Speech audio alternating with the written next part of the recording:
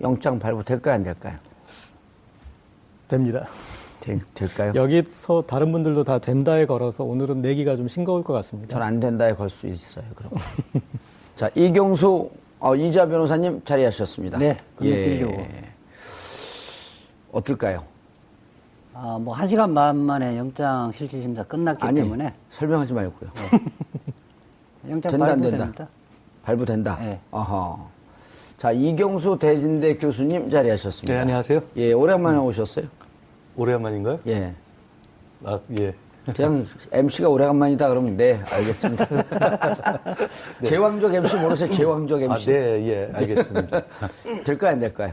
저도 뭐 영장 발부될 거로 예상되고 있습니다. 그래, 그럼 세 분의 뜻과 달리 저는 영장 발부가 꼭 될 거라고 생각합니다.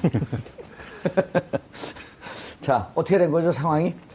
네, 지금 이제 좀 정리 좀 해야 될 때가 됐는데. 예, 일단 그 이준서 전 최고위원에게 지금까지 언급된 것은 미필적 고의였는데 검찰은 확정적 고의라는 그런 표현까지 썼습니다. 그래서 일단은 지금까지 밝혀진 바에 의하면 대략의 한 3번 정도는 분명히 이 사실에 이 지금 제보 내용에 대해서 의심을 했어야 하는 그런 그 계기들이 있었다. 일단 기자들이 이런 상태로는 보도를 못한다라고 했을 때 이거에 좀 의심을 했어야 되는 그런 국면이 있고, 그 다음에 이 김성호 수석 부단장이나 김인원 부단장이 이 제보자 인적사항을 알려달라 했을 때 그 인적사항에 대해서 확보를 못 해주고 그냥 이메일로만 그 이메일 조작이 가능한 이메일로만 확인해줬는데 그때 또 한 번 그 기회가 있었고, 그리고 아주 정말 누가 봐도 알았는데 이제 모른 척했다 하는 부분은 5월 8일이었나요? 그 7일에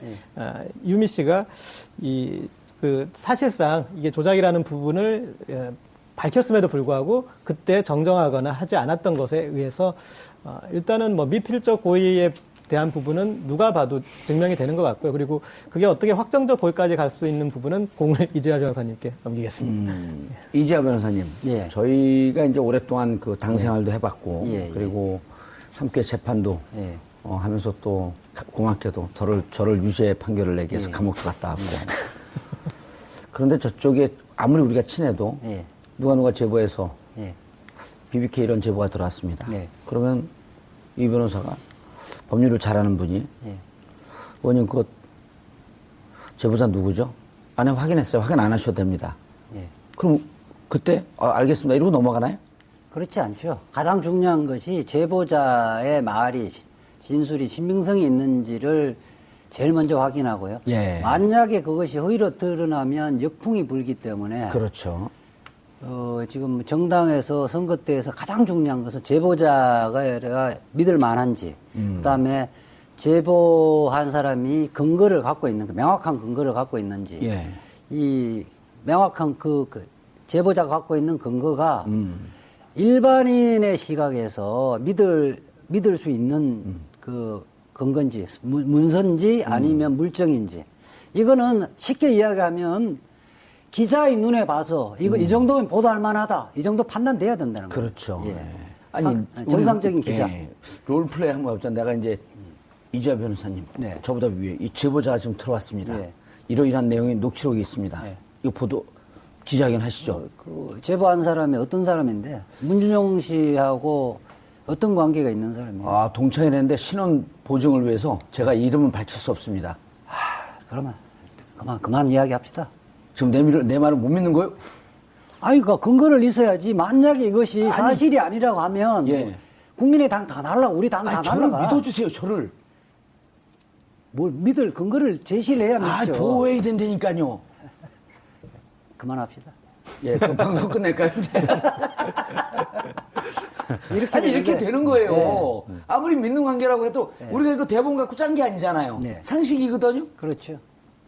그럼 이때 이재하 변호사는 내가 갖고 온 이 증거가 허위사실임을 알았던 거죠. 그 최소한 그런 거죠. 이건 허위일 가능성이 있는데 예. 선거가 급하니까 어쩔 수 없어. 이것이 이제 미필적 고의고, 아하. 우리가 통상적으로 이야기하는 고의, 확정적 고의라는 것은 이거 허위사실인데, 허위사실인 거는 확실한데 내가 잘하면 이거 안 들키지 않을 수도 있어.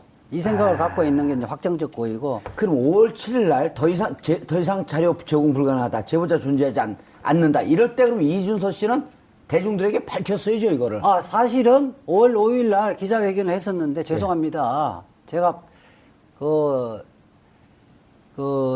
부분을 미처 제보자를 확인 못했습니다. 확인 못해서 했는데 거짓이 밝혀졌기 때문에 국민 여러분께 죄송합니다. 이렇게 사과 기자회견을 했었어요. 그럼 검찰 고소까지 안 가겠죠. 물론 그렇죠.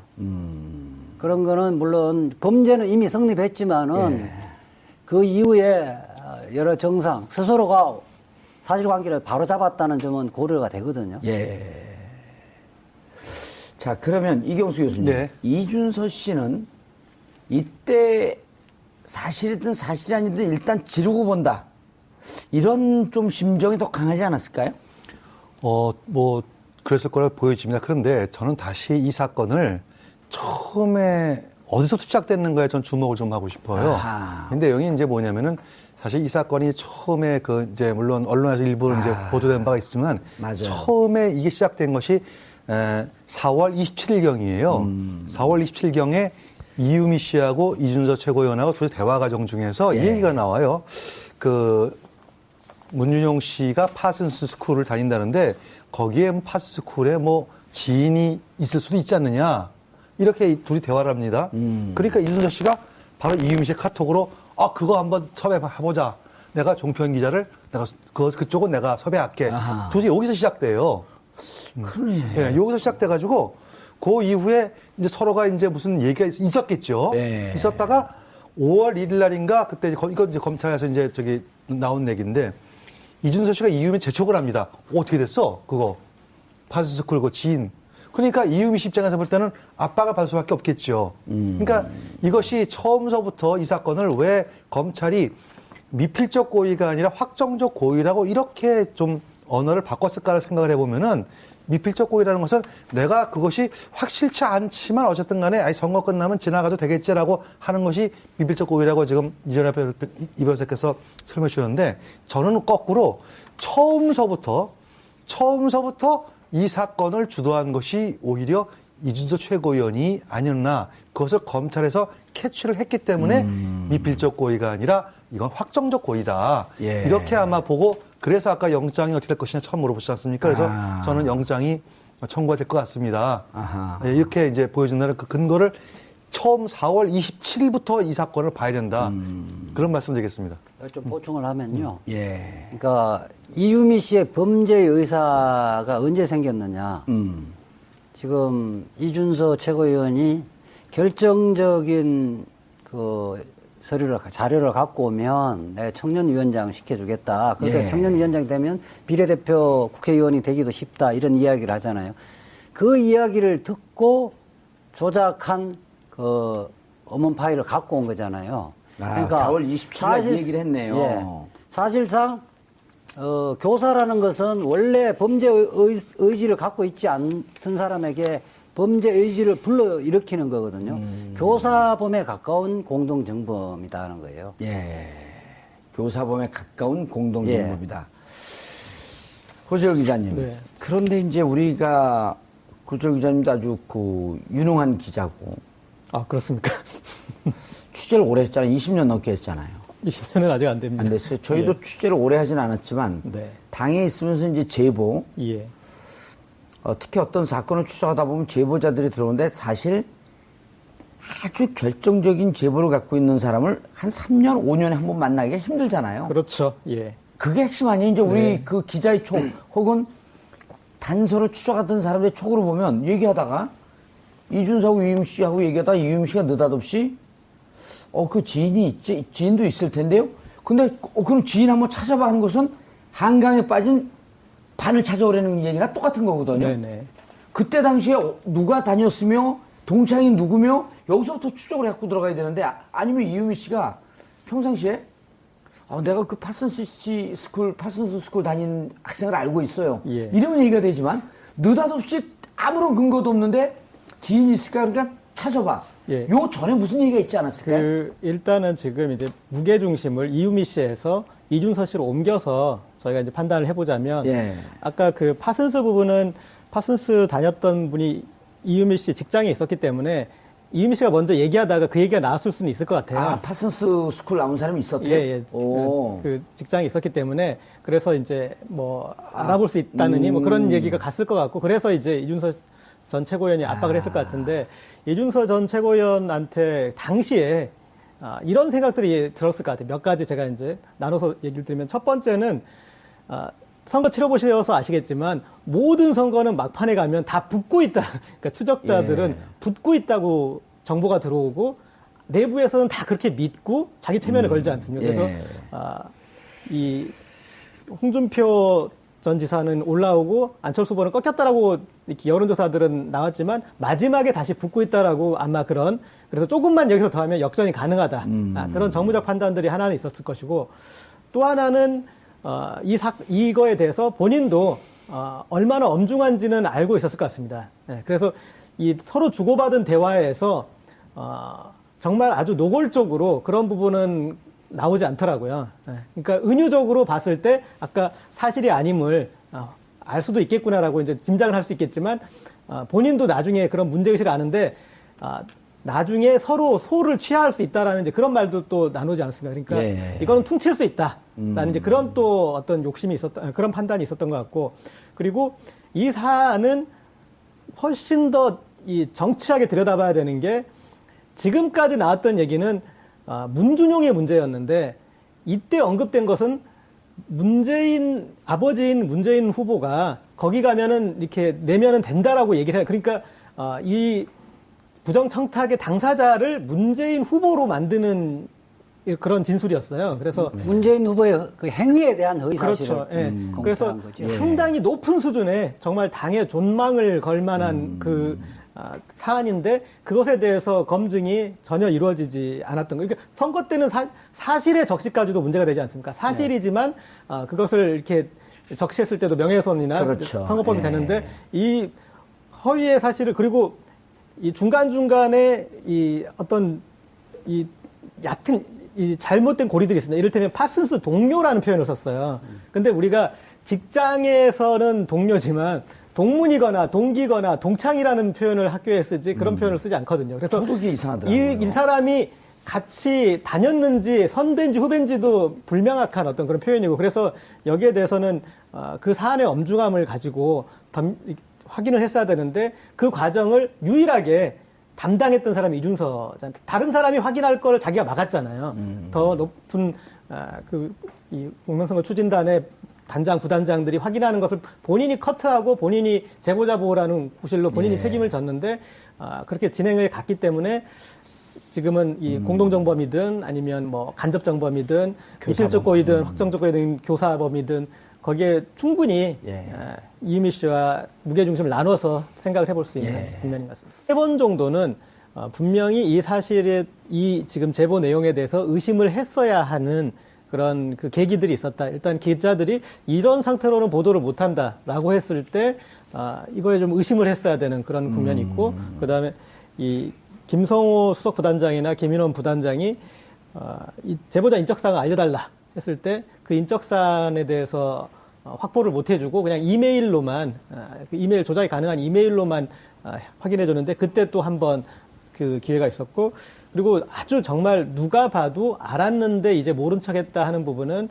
5월 8일이었나요? 그 7일에 유미 씨가 그 사실상 이게 조작이라는 부분을 밝혔음에도 불구하고 그때 정정하거나 하지 않았던 것에 의해서 일단은 뭐 미필적 고의에 대한 부분은 누가 봐도 증명이 되는 것 같고요. 그리고 그게 어떻게 확정적 고의까지 갈 수 있는 부분은 공을 이재하 변호사님께 넘기겠습니다. 이재하 변호사님, 예. 저희가 이제 오랫동안 그 당 생활도 해봤고, 그리고 함께 재판도 하면서 또 고맙게도 저를 유죄 판결을 내기 위해서 감옥도 갔다 왔고. 그런데 저쪽에 아무리 우리가 친해도 누가 제보해서 BBK 이런 제보가 들어왔습니다. 그러면 이 변호사가 법률을 잘하는 분이 의원님 그 제보자 누구죠? 아니 확인했어요. 확인 안 하셔도 됩니다. 그럼 그때 알겠습니다. 이러고 넘어가나요?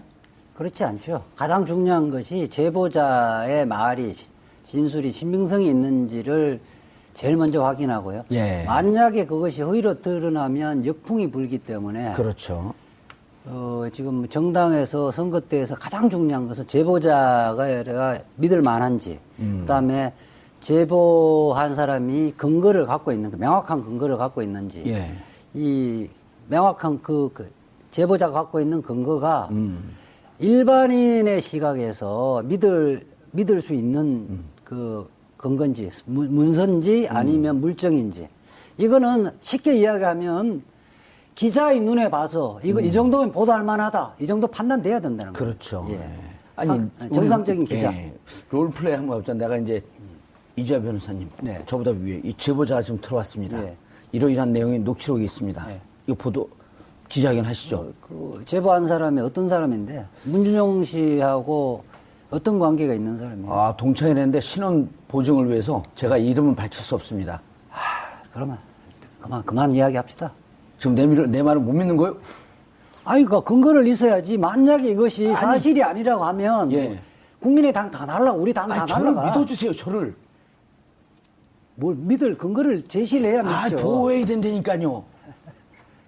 그만합시다. 예, 그 방송 끝낼까요, 이제? 이렇게 되는데, 되는 거예요. 네. 아무리 믿는 관계라고 해도 우리가 이거 대본 갖고 짠 게 아니잖아요. 네. 상식이거든요. 그렇죠. 그럼 이때 이주아 변호사는 내가 갖고 온 이 증거가 허위사실임을 알았던 거죠. 그 최소한 그런 거죠. 이건 허위일 가능성이 있는데 예. 선거가 급하니까 어쩔 수 없어. 이것이 이제 미필적 고의고 아하. 우리가 통상적으로 이야기하는 고의, 확정적 고의라는 것은 이거 허위사실인데 허위사실인 거는 확실한데 내가 잘하면 이거 안 들키지 않을 수도 있어. 이 생각을 갖고 있는 게 이제 확정적 고의고. 그럼 5월 7일 날 더 이상 자료 제공 불가능하다. 제보자 존재하지 않는다. 이럴 때 그럼 이준서 씨는 대중들에게 밝혔어야죠, 이거를. 사실은 5월 5일 날 기자회견을 했었는데 죄송합니다. 제가 영장 발부 될까요, 안 될까요? 됩니다. 될까요? 여기서 다른 분들도 다 된다에 걸어서 오늘은 내기가 좀 싱거울 것 같습니다. 전 안 된다에 걸 수 있어요, 그럼. 자, 이경수, 이주아 변호사님 자리하셨습니다. 네, 건너뛰려고. 어떨까요? 뭐 1시간 반 만에 영장 실질심사 끝났기 아니, 때문에 설명하지 말고요. 영장 된다, 안 된다? 발부됩니다. 발부된다? 네. 아하. 자, 이경수 대진대 교수님 자리하셨습니다. 네, 안녕하세요. 예, 오랜만에 오셨어요. 오래간만인가요? 예. 예. 그냥 MC가 오래간만이다 그러면 네, 알겠습니다. 제왕적 MC 모르세요? 제왕적 MC. 네, 예, 알겠습니다. 될까요, 안 될까요? 저도 뭐 영장 발부될 거로 예상되고 있습니다. 그래, 그럼 세 분의 뜻과 달리 저는 영장 발부가 꼭 될 거라고 생각합니다. 자, 어떻게 된 거죠, 상황이? 네, 지금 이제 좀 정리 좀 해야 될 때가 됐는데. 예. 일단 그 이준서 전 최고위원에게 지금까지 언급된 것은 미필적 고의였는데 검찰은 확정적 고의라는 그런 표현까지 썼습니다. 그래서 일단은 지금까지 밝혀진 바에 의하면 대략의 한 그 부분을 미처 제보자를 확인 못했습니다. 확인 못해서 했는데 거짓이 밝혀졌기 때문에 국민 여러분께 죄송합니다. 이렇게 사과 기자회견을 했었어요. 그럼 검찰 고소까지 안 가겠죠. 물론 그렇죠. 그런 거는 물론 범죄는 이미 성립했지만은 그 이후에 여러 정상 스스로가 사실관계를 바로 잡았다는 점은 고려가 되거든요. 예. 자, 그러면 이경수 교수님. 네. 이준서 씨는 이때 사실이든 사실이 아니든 일단 지르고 본다. 이런 좀 심정이 더 강하지 않았을까요? 뭐 그랬을 거라 보여집니다. 그런데 저는 다시 이 사건을 처음에 어디서부터 시작됐는가에 전 주목을 좀 하고 싶어요. 아하. 근데 여기 이제 뭐냐면은 사실 이 사건이 처음에 이제 물론 언론에서 일부 이제 보도된 바가 있지만 맞아요. 처음에 이게 시작된 것이 4월 27일경이에요. 4월 27일경에 이유미 씨하고 이준서 최고위원하고 둘이 대화 과정 중에서 이 얘기가 나와요. 문준용 씨가 파슨스 스쿨을 다닌다는데 거기에 파슨스 스쿨에 뭐 지인이 있을 수도 있지 않느냐. 이렇게 둘이 대화를 합니다.